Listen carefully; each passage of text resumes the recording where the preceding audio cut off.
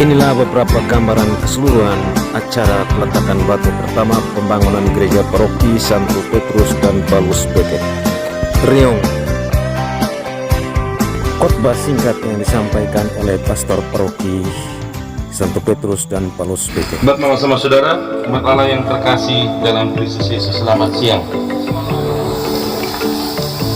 Hari ini kita berkumpul di rumah Puung ini, bersuka cita dan bersyukur karena hari yang dinanti-nantikan telah tiba. Kita mencita-citakan dan mengharapkan serta mempunyai mimpi besar bersama untuk membangun sebuah gereja paroki yang baru.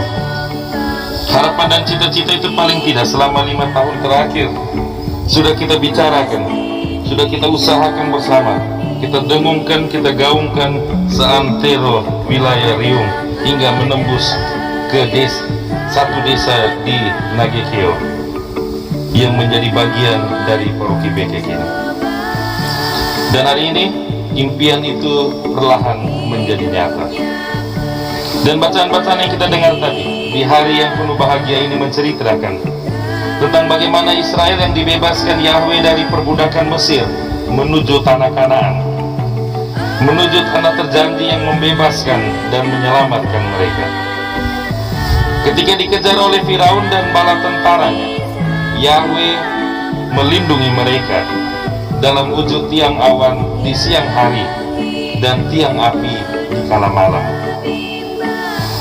Allah turut campur tangan untuk kebaikan, untuk kesejahteraan dan keselamatan umat pilihannya. Dalam perjalanan menuju kehidupan baru, mereka melintasi padang gurun. Di padang gurun yang kering dan tandus, yang gersang dan mengerikan, justru disitulah kemurnian hati, kesungguhan iman, dan kepercayaan bangsa Israel akan Yahweh sungguh dimurnikan dan disempurnakan. Mereka mengalami kelaparan. Mereka berseru kepada Allah, dan Allah mengirimkan mana, roti surga yang bisa diolah menjadi roti untuk makanan manusia. Di saat lain ketika mereka kelaparan, mereka berseru kepada Allah. Allah mengirimkan burung puyuh untuk menjadi lauk makanan mereka. Di waktu lain mereka haus dan kekurangan air. Allah mengalirkan air dari dalam batu karang yang kering untuk memenuhi kebutuhan mereka.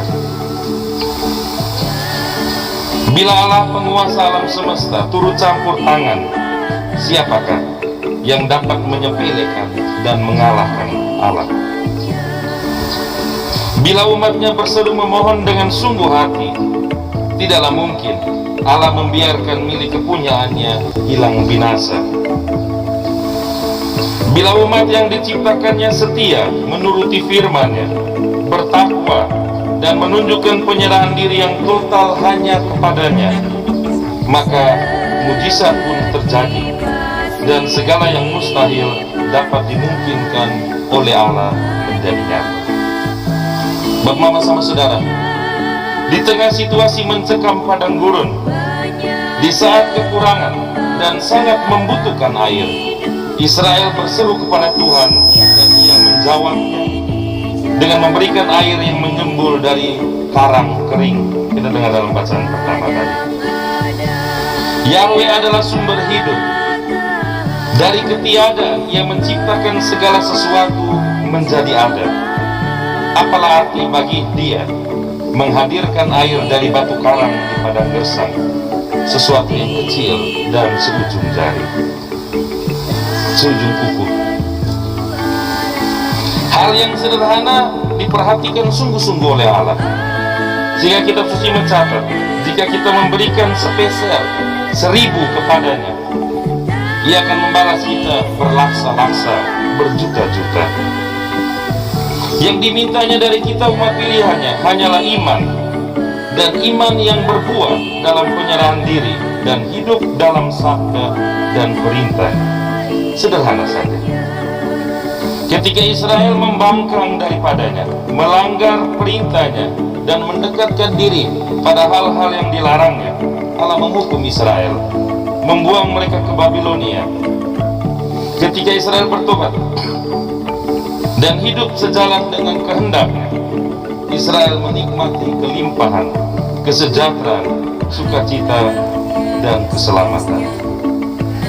Umat Allah yang terkasih dalam Kristus Yesus, gereja paroki kita dibangun sejak tahun 1971 dan selesai pada akhir tahun 1974. 3 tahun memang.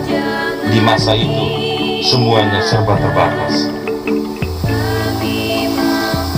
Dan di awal tahun, paroki Bekek resmi mekar dari pangkal paroki Wangka, tepatnya 8 Januari 1975. Berpelindungkan Santo Petrus dan Santo Paulus, 2 rasul besar gereja. Dan di 8 Januari 75 itu mekar dengan data statistik 250 jiwa saja dari 90 kakak yang terbagi dalam stasi Kolonio, stasi Lengkosambi, stasi Beke, dan stasi Rio. Saat itu belum semua orang turun dan berpindah dari kampung-kampung lama menuju dataran pesisir ini. Namun sudah nampak kesungguhan dan kemauan kuat bahwa ada sesuatu yang terjanji di dataran pesisir ini. Seperti Israel yang meninggalkan Mesir menuju Kanaan, leluhur kita pun meninggalkan kampung lama dan menetap di pesisir ini. Karena di sini ada jalan, ada laut, ada potensi untuk berkebun dan mencari ikan.